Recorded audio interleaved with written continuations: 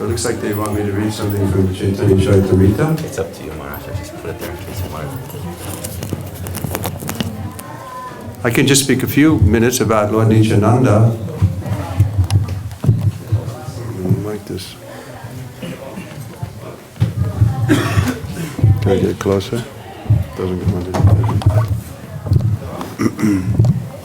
So Lord Nityananda is like the original spiritual master. What is the duty of the spiritual master? Is to bring people to Krishna. Why does he bring people to Krishna? Because that makes Krishna happy. Why is Krishna happy by that? Because this is our natural position. Otherwise, we're suffering in the material world. Krishna is not happy to see us suffering. So especially as Chaitanya Mahaprabhu, he came as the most magnanimous incarnation. Namo Mahabharanaya Krishna Prima-Padayate Krishnaya Krishna Chaitanya Namane Gadat-Vishe Namaha. He was freely giving this love of God. How does he give it? Through this kirtan, just like we were doing. This kirtan is the religious process for this age. It brings us off the mental, intellectual platform where we're hovering. The soul is who we really are. But now the soul is like sleeping and is given power of eternity over to the mind. So the mind is always busy in some way or another, looking for sense gratification, and uses the intelligence also. Mind is very powerful. It captures even our intelligence. Although intelligence is higher than the mind, but because we're not controlling our mind, the mind carries away even a man of intelligence, carries away his senses. And so we suffer because of that. Everybody has that experience. We do something improperly or we make a mistake and then we suffer. So Krishna is not happy to see us suffering.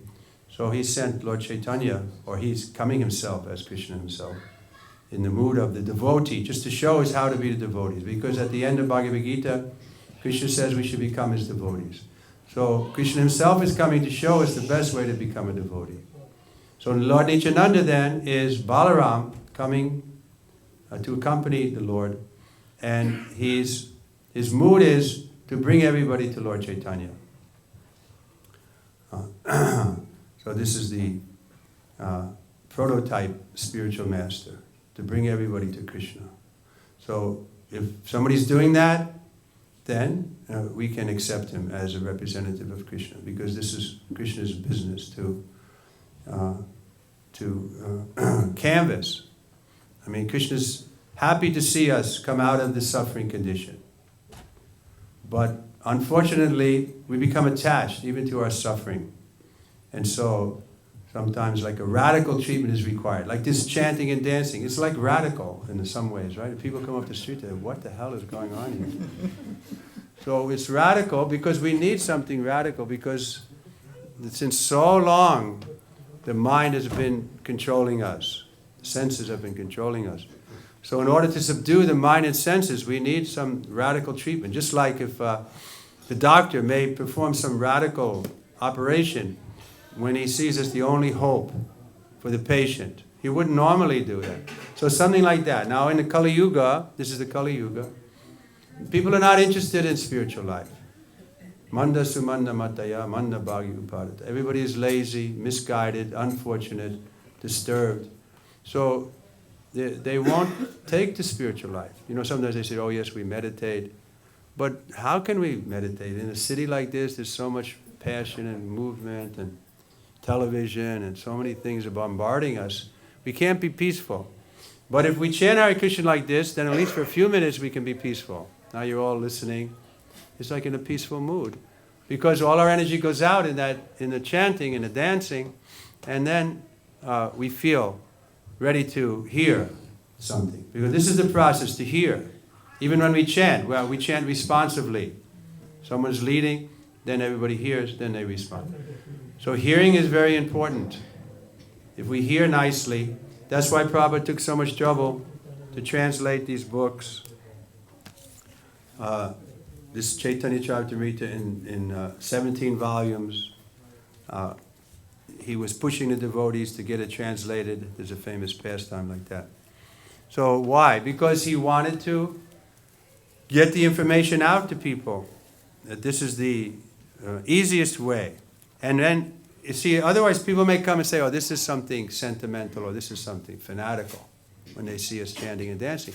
But when they read the books, then they have to appreciate this is based on something substantial, some philosophy, the most consistent, deep philosophy, and very logical, reasonable. Everything is there nicely.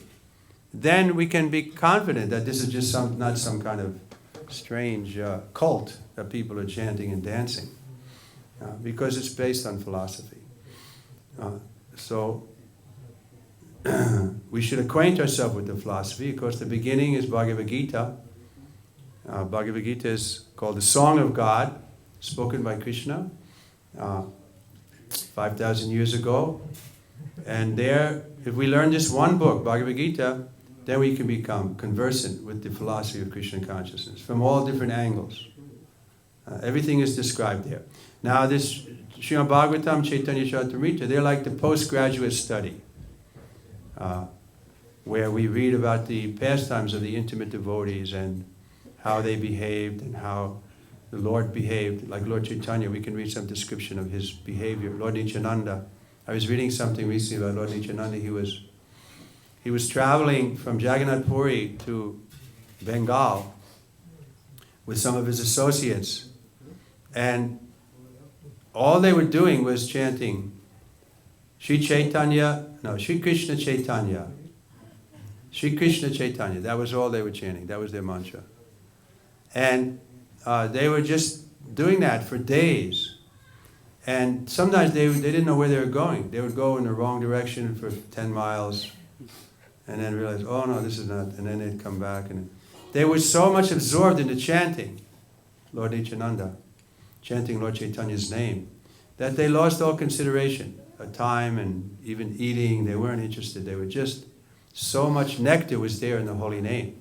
So Rupa Goswami also says like that the name Krishna is so sweet that he's desiring to have millions of tongues to vibrate these two syllables, Krishna, and millions of ears to hear these two syllables, Krishna. So why we're not getting that same ecstasy? Because we're hard-hearted. We're not used to loving God. So we have to practice. So this chanting is the end and the means, right? It's like this, we come together, we chant. It's a practice, but gradually it'll also become the end. By chanting like this, we'll suddenly begin to feel love of God, the highest emotion. We love our friends, we love our community and country and everything, but love of God is the supermost ecstasy. Therefore, Lord Chaitanya in his Shikshastakam, he writes, Anandam Buddhi Vardhana. There's an ocean of happiness is there in love of God. So we're just beginning to scratch the surface a little bit. We feel some happiness chanting, dancing. But it goes deeper and deeper. Lord Chaitanya would chant like this enthusiastic kind of chanting, every evening in Jagannath Puri for 4 hours. That was the program. They would chant, just go on chanting for 4 hours, and then they would take prasadam. So we do it for 1 hour maybe, and so then we feel, well, somebody is saying more. That's the mood, yes, we want to do more, but we don't have that stamina like the Lord had. But if we go on practicing, we can increase. Prabhupada, when he was in London, 1976, or maybe it was 74, I'm not sure the year, but he walked the whole route of Ratha Yatra and dancing the whole way. He was dancing the whole way, 78-year-old man, from, if you know London, from Marble Arch to Trafalgar Square, through Piccadilly Circus and all the way. So maybe 3-4 miles. He was dancing the whole way. And sometimes the police were disturbed that they would say, tell that old man to stop dancing, because when he's dancing like this, then we can't control the crowd.